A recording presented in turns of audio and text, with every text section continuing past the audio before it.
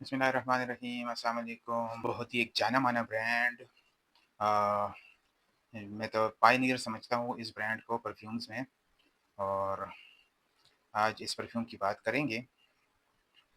अ, मैं इसको अपना फर्स्ट लव भी कहता हूँ, जो मेरा पहला प्यार था, लेकिन I was a baby then, rather I was not even born then. Perfumery की दुनिया में मुझे शायद मेरी पैदाइश भी नहीं हुई थी, in the world of perfumery, के एक परफ्यूम से मुझे प्यार हो गया था। बहुत ही नफ़ीस, बहुत ही प्यारा परफ्यूम और बहुत ही अच्छा परफ्यूम। और मैंने बहुत परफ्यूम्स रखे हैं, लेकिन ये वाहिद परफ्यूम है कि इससे मुझे हमेशा कॉम्प्लीमेंट्स मिले। मुझे अभी भी कॉम्प्लीमेंट्स ही मिले हैं। जो मेरा रनर है, the boy that works with me, मैं जब भी परफ्यूम लेके आता हूँ, मैं पहले उसको लगा के देता हूँ। तो वो जब बाहर जाता है क्लिनिक से, तो लोग उसको कॉम्प्लीमेंट्स ही देते हैं कि यार आज कौन-सा परफ्यूम लगाया है, लेकिन this is a very good perfume और इसके बहुत ज़्यादा मिलते हैं। आज हम बात करेंगे शैनल, क्या परफ्यूम बनाती है? क्या what the Bang lady that was. अ शैनल का अपना अपना पूरा नाम था गैब्रिएल बोनेर शैनल। कोको शैनल भी इसको कहते हैं, लेकिन कोको किसी हिस्ट्री की वजह से इसका नाम पड़ा है, जो मैं आगे जाके बताऊँगा आप लोगों को। 19 अगस्त को 1883 में पैदा हुई। बहुत टफ टाइम देखा इसने। इसकी हिस्ट्री बहुत ज़्यादा लॉन्ग है, शायद पूरी किताब है। अगर मैं इसके बारे में बात करने के लिए बैठ जाऊँ, तो शायद मुझे घंटे से भी ज़्यादा लग जाएगा और इसकी हिस्ट्री मैं ख़त्म नहीं कर सकूँगा।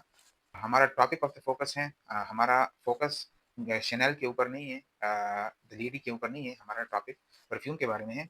हल्की-फुल्की मैं आपको गैब्रिएल बोनेर कोको शैनल की हिस्ट्री बता देता हूँ। ये एक फ्रेंच फैशन डिज़ाइनर थी और इसका जो मोनोग्राम है आपको पिक्चर्स में नज़र आ भी रहा होगा। These are 2 seize cocoa Shainal और ये इसने खुद डिज़ाइन किया था। अच्छा, ये एक बहुत ही गरीब ख़ानदान से इसका ताल्लुक था शैनल का। ये पैदा हुई एक लॉन्ड्री वुमन, एक इसकी मदर जो थी एक पुअर लोगों के लिए एक हॉस्पिटल था, वहाँ पे कपड़े धोती थी, चादरें धोती थी। ये उसकी सेकंड बोर्न चाइल्ड थी। उसके वालिद साहब जो थे वो खाना बदोश थे, एक जगह से दूसरी जगह ट्रैवल करते थे और साथ में चीज़ें बेचा करते थे, गारमेंट्स वाली चीज़ें। सुना जाता है कि अंडरगारमेंट्स वाली चीज़ें बेचते थे। शैनल की मदर अर्ली डेज़ में उसकी वो डेथ हो गई थी, फिर शैनल के फादर ने इसको ऑर्फनेज में दे दिया। 18 साल की उम्र में वहाँ पे थी, इसने सिलाई-कढ़ाई का काम सीखा और 18 इयर्स के बाद फिर इसने कहा कि जब ऑर्फनेज में रहने का कोई मतलब नहीं है, तो फिर ये बाहर आ गई, काम करने लगी, अपने लिए स्ट्रगल कर रही थी। कोको इसका नाम ऐसे पड़ा कि ये सिंगिंग करती थी और सिंगिंग में ये एक गाना ज़्यादातर गाती थी, कोको रिको, तो इसका नाम भी कोको के नाम से पड़ गया। तो वो अपने पैसे कमाने के लिए थोड़ा बहुत काम करती थी, तो उसमें भी थोड़ा-सा इसको जान-पहचान हो गई थी। शैनल जब तकरीबन 27 साल की हो गई, तो she became a millionaire, licensed millionaire. मर्द या औरत फीमेल के हैट्स बनाती हैं, उसको मिलियनेयर कहते हैं। तो 1910 में इसको वो लाइसेंस मिला, ये हैट्स बनाती थी। फिर ये एक बहुत ही रिच अ, फेमस पर्सन के साथ रहती थी, तो वो उसने उस बंदे ने इसको इंट्रोड्यूस करवाया जगह-जगह पे। तो फिर ये अपने हैट्स उन जो हाई क्लास की औरतें होती थी, उनको बेचा करती थी, तो इसका नाम बन गया और फर्स्ट टाइम इसका हैट किसी मूवी में एक सुपरस्टार औरत ने हीरोइन ने पहना हुआ था, तो वो और भी उससे ज़्यादा मशहूर हो गई। 1910 में इसने हैट्स वाला काम, फिर 1921 में 1921 में इसने अपना परफ्यूम लॉन्च किया, शैनल नंबर 5 के नाम से। नंबर 5 5 इसका इसको लगता था कि मेरा कोई लकी नंबर है, तो इसने 5 नंबर 5 के नाम से इसको लॉन्च किया, फिर वो भी बहुत मशहूर हुआ और अब तक वो यूज़ होता आ रहा है, जबकि वो थोड़ा-सा पाउडरी है, पुराने नोट्स हैं उसके, लेकिन लोगों को फिर भी अच्छा लगता है, यूज़ करते रहते हैं। और when Chanel number 5 is on your dressing table, तो आप समझ जाइए कि आपके पास अच्छा परफ्यूम है। एक ब्रांड हो गया, एक नाम बन गया है। एक काम और शैनल ने किया था कि इसने द लिटिल ब्लैक ड्रेस के नाम से एक ड्रेस निकाला। जो काले कपड़े होते थे वो मॉर्निंग में और कोई भी गम वाले जो कोई फ़ोतगी हो जाती थी, उसमें ज़्यादातर औरतें पहनती थी। लेकिन इसने द लिटिल ब्लैक ड्रेस का डिज़ाइन किया और उसको लॉन्च किया, तो वो औरतों में बहुत ज़्यादा मशहूर हुआ कि जी ब्लैक कलर को आप किसी भी गम के ओकेज़न के अलावा भी पहन सकते हैं और बहुत एलिगेंट लगा लोगों को और वो आज तक मशहूर है। और ब्लैक ड्रेस हमेशा आप मूवीज़ में भी देखते हैं, कोई अंग्रेज़ वग़ैरह किसी भी ओकेज़न पे जाते हैं तो ब्लैक ड्रेस पहनते, गाउन पहनते, तो वो बहुत ही ज़्यादा एलिगेंट और बहुत ही हाई-फ़ाई और क्लास का लगता है और लोग उस पे फ़ख्र करते हैं। ये इसकी थोड़ी-सी हिस्ट्री थी शैनल की। बाकी इसकी लाइफ़ बहुत ज़्यादा कंट्रोवर्शियल है और वो बहुत ज़्यादा उसमें उतार-चढ़ाव आए हैं। इवन जर्मन्स के वक़्तों में ये नाज़ीज़ के साथ कुछ मिल गई थी, कुछ इस तरह की स्टोरी भी है, जिसको मैं डिस्कस नहीं करूँगा और ये हमारे टॉपिक का हिस्सा भी नहीं है।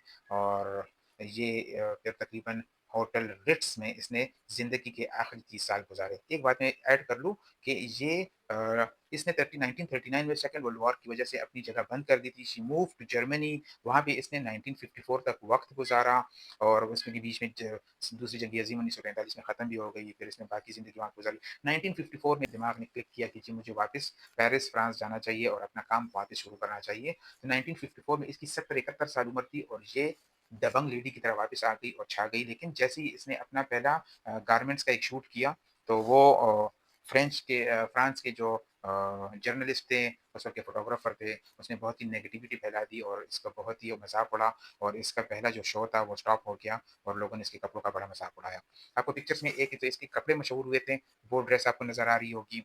एक इसका एक पर्स है 2.55 शैनल के नाम से, वो बहुत मशहूर हुआ था। वो अभी भी लोग जिनके पास होता है तो वो अपने आप को कुछ कहते हैं। Black dress, the little black dress इसका मशहूर हुआ था। ये मैं आपको सारी तस्वीरें दिखा रहा हूँ। रिट्स होटल में इसकी आखिरी ज़िंदगी गुज़री, last 30 years of her life वो वहाँ पे उसने गुज़ारे। काम करती थी, होटल पे आ जाती थी, इसका कमरा है, उसकी पिक्चर्स भी आप देख लें, होटल के पिक्चर्स भी देख लें। ये बहुत पुराना होटल है और अभी भी सेलिब्रिटीज़ वहाँ पे आके रहते हैं। 1971 में इसकी फिर एक संडे को तबीयत ठीक नहीं थी, ये काम पे नहीं गई, फिर इसकी डेथ हो गई और इसके मेड के हिसाब से, इसके मेड का कहना है, इसकी जो नौकरानी थी और पीए थी, उसके हिसाब से when she was lying on her death bed, तो उसने ये अल्फ़ाज़ कहे थे, "you see this is how you die." ये उसके आखिरी अल्फ़ाज़ थे कि देखो ऐसे लोग मरते हैं। ठीक है जी, बहुत ही दबंग लेडी थी, बहुत ही अच्छा काम किया उसने और बस ये इसने दुनिया में फ़ैशन की दुनिया में एक हलचल मचा दी थी और आज भी वो कायम है। इसके जो नेफ्यू थे, सारा हिसाब-किताब उसकी डेथ के बाद उसको मिला आंद्रे प्लासे फ्रेंच वर्ड्स हैं, maybe I am pronouncing all these names wrong लेकिन कुछ इस तरह से हैं। बहुत रिसर्च और इसको ठीक करने के बाद आपको बता रहा हूँ। तो वो खुद स्विट्ज़रलैंड में रहता है और इसकी 2 बेटियाँ हैं, वो फ्रांस, पेरिस में रहती हैं और सारा कारोबार और सारी लेगेसी अब उनके हाथ में है। शनेल की बात खत्म हो गई। शनेल ने गारमेंट्स में काम किया, परफ्यूम्स में काम किया और फैशन में काम किया और हमारा टॉपिक है परफ्यूम का, तो परफ्यूम में आज जो हम परफ्यूम डिस्कस करेंगे, हमारा परफ्यूम है Allure Homme Sport, H is silent, Allure Homme Sport, बहुत ही प्यारा परफ्यूम,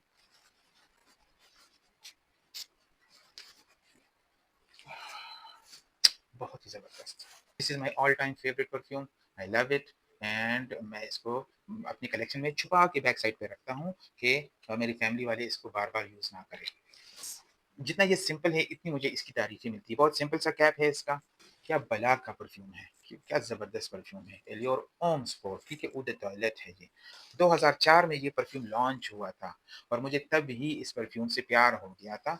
ये मेरा एक दोस्त है, I am calling his name Daniyal, मेरे साथ आर्मी मेडिकल कॉलेज रावलपिंडी में था and I went to his room और उसके कमरे में ये परफ्यूम पड़ा था। ये मैंने वैसे 1-2 परफ्यूम्स लगाए। मुझे परफ्यूम्स का कोई पता नहीं था उस वक़्त, कभी इतना सोचा भी नहीं था। तो I fell in love with this perfume since 2004 और आज तक this is the first bottle in my hand. कभी इसके कोलोन्स लेना, कभी इसके डिओड्रेंट्स लेना, कभी इसके डूप्स और इंप्रेशंस लेना, लेकिन ये मेरे हाथ नहीं लग रहा था। मैंने सुना है, मुझे जितना याद है, ये 2004 में मुझे याद है कि उसने कहा कि इसकी ₹12,000 कीमत है। मुझे नहीं पता कि ये बिल्कुल फ्रेश लॉन्च है और मैंने उसको कहा कि यार ₹12,000 भी कोई परफ्यूम पे लगाता है, जो आज के हिसाब से शायद 1,12,000 के बराबर होंगे। बट अब जब मुझे प्यार हो गया परफ्यूम से, आई एम इनटू परफ्यूम्स, तो ये मैंने खरीदना था, कुछ भी हो जाता ये मैंने लेना ही लेना था। फ्लैंकर्स में ये सबसे बेस्ट माना जाता है। दोज़ फ्लैंकर्स जिसकी तस्वीर आपको नज़र आ रही होंगी, वो those are not considered that good. ठीक है जी, मैं आपको इसके एटमाइज़र दिखा देता हूँ। ज़्यादा नहीं करूँगा, बहुत ही अच्छा परफ्यूम है, I don't want to waste this perfume. बहुत ही प्यारा, बहुत ही स्पोर्टी, एक एनर्जेटिक फ़ील देता है और यंगस्टर्स में बहुत ही ज़्यादा कॉमन है, लेकिन हमारी एज के लोग भी लगाएँगे तो दे विल फ़ील गुड, एक वाइब्स क्रिएट करता है, पॉज़िटिव वाइब्स। इसके सिट्रसी नोट्स बहुत उभर-उभर के आते हैं, इसके एक्वेटिक नोट्स हैं, सी नोट्स हैं, जो सॉल्टी सा एक फ़ील देता है। सी जो नमकीन समंदर का नमकीन पानी होता है। The nose behind this perfume is Jacques Polge. ये मैं फ्रेंच प्रोनंसिएशन करने की कोशिश कर रहा हूँ। तो जैक पोल्ज ने जो आज 2015 में इसकी डेथ हो गई थी, ये उसने डिज़ाइन किया था और I am in love with this perfume. बहुत ही प्यारा परफ्यूम है।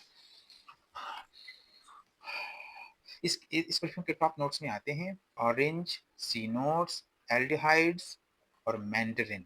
ठीक है जी, और यही सबसे ज़्यादा डोमिनेंट नोट्स मुझे लगते हैं, जैसे ये बंदा लगाता है। इसके हार्ट नोट्स में, मिडल नोट्स में आते हैं ब्लैक पेपर, सीडर नेरोली। अभी मुझे इन परफ्यूम के नोट्स का आहिस्ता-आहिस्ता अंदाज़ा हो रहा है, तो मैं उसमें से पिक कर सकता हूँ। A common man can not pick these notes easily, बस उसको लगता है ये अच्छा ही लग रहा है। बेस नोट्स बहुत ही वार्म हैं, tonka bean, vanilla, amber, white musk, vetiver की थोड़ी-सी हल्की-सी स्मेल इसमें आ रही है। एलेमी रेज़िन, ये मैंने पढ़ा था इसमें, एलेमी रेज़िन भी एक चीज़ है, आपको पिक्चर्स में नज़र आ रहा होगा, ये भी इसके बेस नोट्स में है। ये एक वर्सेटाइल परफ्यूम माना जाता है, आप इसको डे में भी लगा सकते हैं, नाइट में भी लगा सकते हैं और नॉर्मल ओकेजन्स पे और फॉर्मल ओकेजन्स पे सब पे लगा सकते हैं। ये फ्लैंकर्स हैं कोलोन के नाम से, एक है एडिशन ब्लांचे, व्हाइट एडिशन मतलब थोड़ा-सा उसका व्हाइट कलर का है। नोट्स तकरीबन सेम-सेम हैं और वो एक्सट्रीम एक आया हुआ है, सुना जाता है कि वो इससे ज़्यादा अच्छा है, but still I this is my first love, मैं इसी के प्रेफ़र करूँगा। वो अच्छा होगा, अपनी जगह अच्छा होगा, मेरे हाथ लग गया तो उसकी भी रिव्यू बनाएँगे। चलिए और होम के साथ हमें इजाज़त दें। थैंक यू जी। अल्लाह हाफ़िज़।